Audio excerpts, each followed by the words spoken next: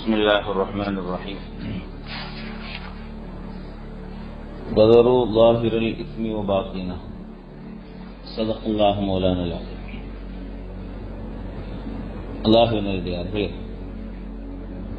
ஒவ்வொரு வஸ்துக்கும் இரண்டு விதமான தன்மை இருக்கு. அது எந்த பொருள் எடுத்துக்கிட்டாலும் சரி, ஒன்று அதனுடைய இன்னர், இன்னொன்று அவுட்டர், உள்ரங்கம் வெளிரங்கம் அப்படின்னு சொல்லி. சில நேரங்கள்ல அதுல உள்ள எப்படி இருந்தாலும் பரவாயில்லப்பா, வெளியே எப்படி இருக்குது, அந்த லுக்கு நல்லா இருக்கா, அவுட்டர் நல்லா இருக்கா அப்படின்னு சொல்லி பார்ப்பாங்க. சில நேரங்கள் என்ன செய்வாங்க அப்படின்னு சொன்னா, அதோடைய இல்லப்பா உள்ள எப்படி இருக்குன்னு சொல்லி பார்க்கணும், வெளியே எப்படி இருந்தாலும் கூட பரவாயில்ல, உள்ள மிஷின்லாம் நல்லா இருக்கா அப்படின்னு சொல்லி பார்ப்பாங்க. இது சில நேரங்கள்ல சில விஷயங்கள்ல அது இன்னரும் நல்லா இருக்கணும், அவுட்டரும் நல்லா இருக்கும். இது உலகத்தில் இருக்கக்கூடிய நடைமுறை.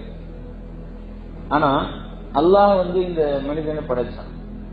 மனிதனை படைச்சு இந்த மனிதனுக்கு ஒன்று வெளிரங்கம் ஒன்று இருக்குது, மனிதனுடைய உள்ரங்கம் என்று ஒன்று இருக்கு. இந்த உலகத்தில் பார்க்கிற மாதிரி இவனுடைய வெளிரங்கம் சரியா இருக்கணும் அப்படின்றோ, அல்லது இன்னர் உள்ளது நல்லா இருக்கணும் அப்படின்னு சொல்லி அல்லாஹ் பார்க்கறது. மாறாக சரியத்தை நமக்கு என்ன சொல்லிக்கிறதுனா, உன்னுடைய இன்னரும் நல்லா இருக்கணும், அவுட்டரும் நல்லா இருக்கணும். உள்ளுக்குள்ளேயும் நல்லா இருக்கணும், நீ வெளிரங்கத்தையும் நல்லா இருக்கணும். வெளிரங்கத்துல எப்படி அப்படின்னு சொன்னா, ஒரு முறை ஸல்லல்லாஹு அலைஹி வஸல்லம் அவர்கள் உட்கார்ந்து சில சஹாபா கூட பேசிக்கிட்டு இருக்கிறாங்க. இப்போ ஒருத்தர் போறாங்க, ஒரு சஹாபி போறாங்க. இப்படி போறாங்கன்னா, அப்படி தலையில எண்ணெய் சேர்க்க, முடி நல்லா இருக்கு, நிறைய இருக்குது, தலையில எண்ணெய் தேய்க்காம அப்படி போறாங்க. அப்போ ஸல்லல்லாஹு அலைஹி வஸல்லம் அவர்கள் ஹதீஸ்ல எப்படி இருக்குன்னா, நாங்க பொதுவாக நபியுடைய பழக்கம் என்ன அப்படின்னா, யாரையும் குறிப்பிட்டு எதையும் சொல்ல மாட்டாங்க. சில விஷயங்கள் பொதுவாக தேவைப்படும், அது பொதுவாகவே சொல்லிடுவாங்க. இப்ப ஸல்லல்லாஹு அலைஹி வஸல்லம் அவர்கள் சொல்றாங்க, மன் கான லஹு ஷஅருன் ஃபல்யுக்ரிம். யாருக்கு அல்லாஹ் நிறைய முடியை கொடுத்துருந்துன்னா, அவன் நல்லா அந்த முடியை நல்லா அழகாக வச்சுக்கணும். முடியை எண்ணெய் தேய்ச்சி நல்லா அழகா வச்சு. நபி ஸல்லல்லாஹு அலைஹி வஸல்லம் உடைய முடி எப்போதுமே அப்படி எண்ணெய் தேய்ச்சி அப்படி நல்லா சீவி தலைவாரி அழகா இருக்கும்.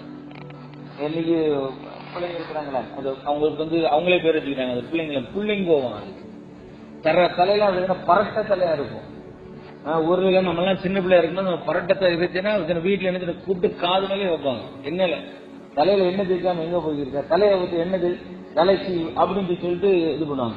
ஆனா இப்ப என்ன அப்படின்னு சொன்னா, அந்த டெக்னாலஜி வளர வளர மண்டையில மூளை தான் குறைஞ்சு போயிருக்கு. அதனால அது அந்த பரட்ட தலைக்கிலே போய் நினைக்கிறாங்க, சரி பண்றாங்க. அதை பார்த்துட்டு ஒரு பெருமை, போட்டோ எடுத்து போட்டுக்கிட்டு அதை போட்டுக்கிட்டு அதுதான். அப்ப இங்க பாருங்க, ஷரியத்து வெளிரங்கத்துல இல்ல, வெளிரங்கத்தையும் சரி செய்ய சொல்லுது, உள்ரங்கத்தையும் சரி செய்ய சொல்லுது. அதே மாதிரி ஸல்லல்லாஹு அலைஹி வஸல்லம் உடைய ஆடை, நபியினுடைய ஆடையில அழுக்கு பார்க்கவே முடியாது. அதே போன்று அந்த விஷயத்தை சஹாபாக்களுக்கும் சொல்லிக் கொடுத்தாங்க, இப்படித்தான் இருக்கணும், ஆடை எப்படி இருக்கணும். அதனாலதான் தொழுகைக்கு வரக்கூடிய தொழுகையினுடைய நிபந்தனைகள் என்ன, நீங்கள் உங்களுடைய ஆடைகளை சரி செய்து கொள்ளுங்கள், நீங்க நிற்கக்கூடிய இடத்தை சரி செய்யுங்க, ஒது செய்யுங்க, ஒது செய்தீங்க, சரீரத்தை சுத்தமாக வைத்துக் கொள்ளுங்கள். இப்படியாக வெளிரங்கத்தையும் அந்தரங்கத்தையும் பரிசுத்தப்படுத்துவதுதான் இஸ்லாம். ஆனா உலகம் இன்னைக்கு எப்படி சொல்றது சொன்னா, நீ உள்ளுக்குள்ள எப்படி வேணாலும் இருந்துக்க, அதை பத்தின பிரச்சனையே கிடையாது, பட் உன்னுடைய அவுட்டர் நல்லா லுக்கா இருக்கும்.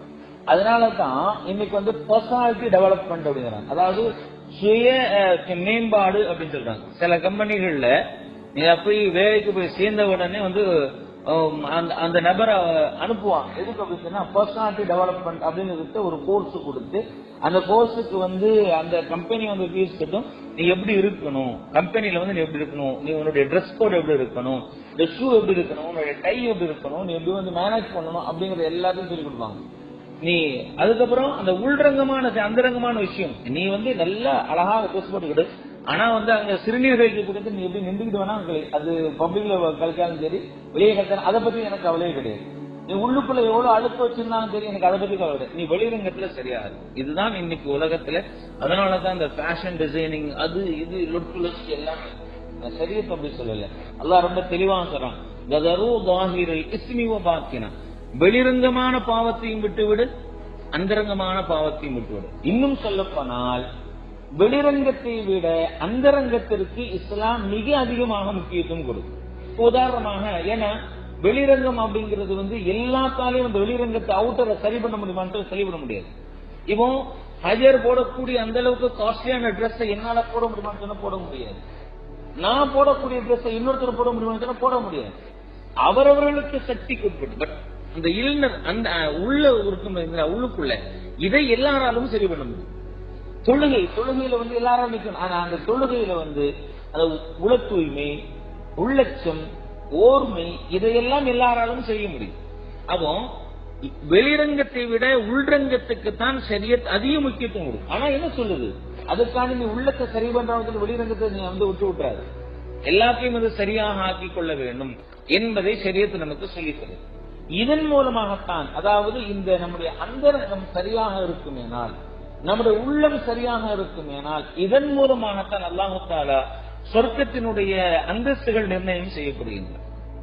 இன்னைக்கு உலகம் என்னது, நீ வெளிரங்கத்தை நல்லா இருக்கு அப்படிங்கிற அந்த இது இருந்துச்சு. சுக்ராத் அப்படிங்கிற ஒரு மருத்துவர், ரொம்ப பிரசித்தி பெற்ற மருத்துவர் சுக்ராத். அவருடைய வேலை என்ன அப்படின்னா, காடுகள்ல போய் இருக்கக்கூடிய அந்த செடி கொடிகளை எல்லாத்தையும் எடுத்துட்டு ஆய்வு செய்வதுதான் அவருடைய வேலையாக இருந்தது. இப்போ ஒரு நாள் வர்றாரு, ஒரு கடையில ஒரு இடத்துல உட்கார்ந்து இருக்கிறார். எப்படி நம்ம எல்லாம் பண்ணா, இங்க டீ கடை இருக்குன்னா ஒரு டீ ஒண்ணு போடுப்பா, கனிவே ஒரு டீ ஒண்ணு போடுங்க அப்படின்னு சொல்றோமா இல்லையா? அதே மாதிரி ஒரு இடத்துல ஒரு கடை இருக்கு, அந்த கடையில உட்கார்ந்துறாரு. அவ காடுகளை சுத்திட்டு வந்ததுனால அவருக்கு கொஞ்சம் ரொம்ப களைப்பாகிறது. அப்படி உட்கார்ந்த இடத்துல அப்படி தூங்கிடுறாரு. அப்போ அரசனுடைய பட்டாளம் போகுது. பொதுவாக இன்னைக்கு போறாங்க அப்படின்னு என்ன ஆகுது, ஒண்ணுமே இல்லாதவன் ரோடு ஷோ காமிக்கிற அப்படின்னு சொல்லிட்டு எனக்கு அவார்டுக்கு போறான், கோடிக்கணக்கான ரூபாய்களை செலவு பண்ணது, எத்தனை உயிர்களும் போகுது, வைத்தியகார கூட்டங்கள் அதுக்கு பின்னாடி போவதுன்னு செய்யுது, இருக்குதான் இல்லையா? அப்ப இந்த காலத்தில் உள்ள இந்த லூசுவை கூட்டங்களே இப்படி இருந்துச்சுன்னா, அந்த காலத்துல அரசர்களுடைய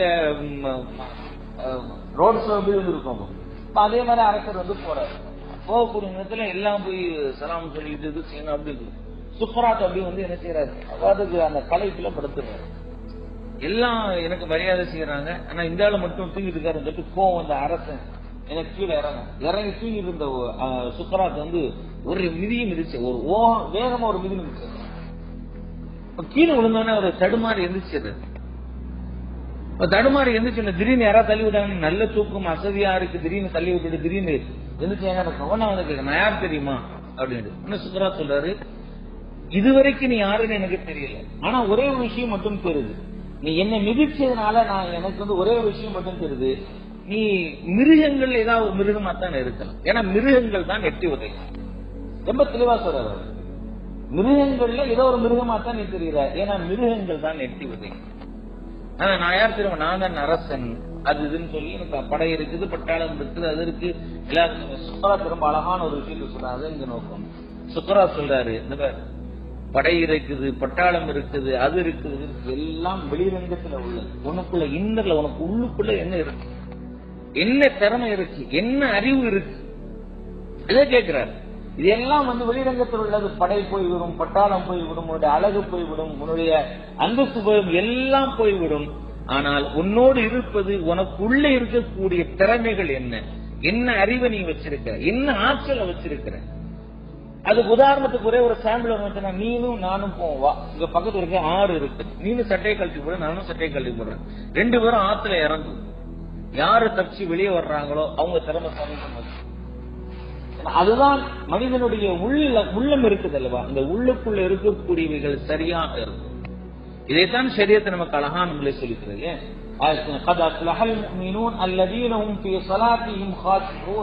திட்டமாக வெற்றி பெற்று விட்டார்கள் யார், அல்லதீனஹும் ஃபீ ஸலாத்திஹிம் காஷிஊன், தங்களுடைய தொழுகையிலே உள்ளச்சத்தோடு தொழுவார்கள் அல்லவா, அவர்கள் வெற்றி பெற்று விட்டார்கள் என்பதாக அல்லாஹ் சொல்லி கொடுக்கிறார்.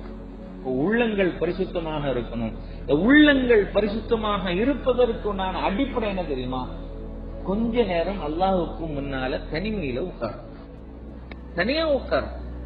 உட்கார்ந்து சுப்ஹானல்லாஹ், அல்ஹம்துலில்லாஹ், அஸ்தக்ஃபிருல்லாஹ், லா இலாஹா இல்லல்லாஹ் நமக்கு என்ன தெரிகின்றதோ அந்த கலிமாக்களை நாம் சொல்லும் பொழுது உள்ளங்கள் பரிசுத்தமாக. ஏன்னா இன்னைக்கு இந்த உள்ளங்கள் அழுக்கப்பட்டதுனால எல்லாத்தையும் ட்ரெஸ்ஸை துவைக்கிறதுக்கு வழி இருக்குது, வாஷிங் மிஷின் இருக்கு, அதற்கு விதவிதமாக கண்டுபிடிச்சிட்டாங்க. கையில துவைச்சிக்கிறோம், அது செஞ்சுட்டு பிரச்சனை, ஆல் அவுட் வந்துருச்சு, அது வந்து எல்லாம் அந்த ஒன்னொன்னா வந்துகிட்டே இருக்குது. இவன் எதுவுமே மொத்தமா தூக்கி போட்டு முடிச்சா அதுவே வந்து சுருட்டி எல்லாம் இது பண்ணி வந்துடும். கடைசியில இன்னொன்னு கொடுத்தா டிரைவர் ஆக்கி தந்துடும், காய கூட போட தெரியல அந்த அளவுக்கு வந்து. உள்ளத்தை பரிசுத்தப்படுத்துவதற்கு என்ன இருக்கு? உள்ளங்கள் அழுக்குப்படுத்தி விட்டால் மனிதனுடைய வாழ்க்கையே நரகமாக்கும். உலகத்தை சந்தோஷம் என்பதே இருக்காது.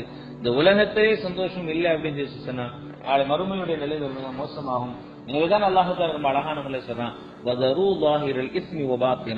வெளிரங்கமான பாவத்தையும் விட்டு விடுங்கள், அந்தரங்கமான பாவத்தையும் விட்டு விடுங்கள். ஏனென்று சொன்னால் அந்த இரண்டையும் விடக்கூடிய நேரத்திலே தான் அல்லாஹுடைய பொருத்தம் கிடைக்கின்றது. எனவே நாம் நம்முடைய வாழ்க்கை நம்ம இதுவரைக்கும் எப்படி இருந்தாலும் சரி, இனிமேல் நம்முடைய வரக்கூடிய வாழ்க்கையை நம்முடைய வெளிரங்கத்தையும் அழகாக ஆக்குவோம். நம்முடைய அந்தரங்கம் அது கல்பு, அது அல்லாஹோடு தொடர்புள்ளதா இருக்குது, அதையும் பரிசுத்தமாக வைத்துக் கொள்வோம். அல்லாஹ் நம்முடைய இன்மை வாழ்வையும் சிறப்பாக ஆக்கி தந்து நாளை மறுமை வாழ்வையும் அல்லாஹ் நம்முடைய வாழ்வை சிறப்பாக ஆக்கி தந்துள்வானாக. ஸல்லல்லாஹு அலைஹி வஸல்லம் அவர்கள் இந்த வாழ்க்கை வாழ்ந்து காட்டினார்களோ அந்த வாழ்க்கையின்படி வாழ்ந்து மரணிக்கக்கூடிய நல்ல மக்களாக அல்லாஹ் நம்மவர்களையும் நம்முடைய சந்ததிகளையும் அல்லாஹ் ஆக்கி தந்துள்வானாக.